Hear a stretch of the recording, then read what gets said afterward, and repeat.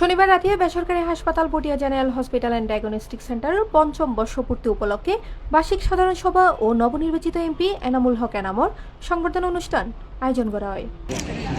Patiya general hospital and diagnostic সেন্টারের chairman M Mohiuddin মানিকুর সভাপতিত্বে অনুষ্ঠিত সভায় বক্তব্য রাখে হসপিটালের ভাইস চেয়ারম্যান হুমায়ুন রশিদ, ব্যবস্থাপনা পরিচালক বাহাদুর খাদেমি, পরিচালক আমির হোসেন, বেলাল হুসাইন, সাইফুল ইসলাম, আনিসুল হক, ডাক্তার ডেজি বড়ুয়া, ডাক্তার কাজী ফারহানা নূর, ডাক্তার গিয়াসউদ্দিন, ডাক্তার নাজমুল আবেদিন সহ আরো বোধকেও।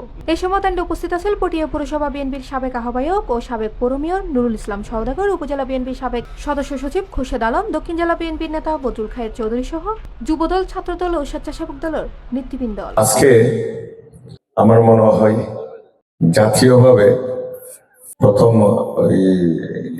এজিএম এ উপস্থিত হয়েছি, অর্থাৎ শপথ করার আগেই গেজেট হয়ে গেছে। তাহলে আমার প্রথম প্রোগ্রাম সংসদ সদস্য হিসেবে, ওই জন্য আমি মনে করি আমারও সৌভাগ্যের বিষয় প্রথম দিন, এবং আমার পটিয়ার এই যাদের হসপিটালে আজকে এসেছি এজিএম এ, একটা সেবামূলক প্রতিষ্ঠান।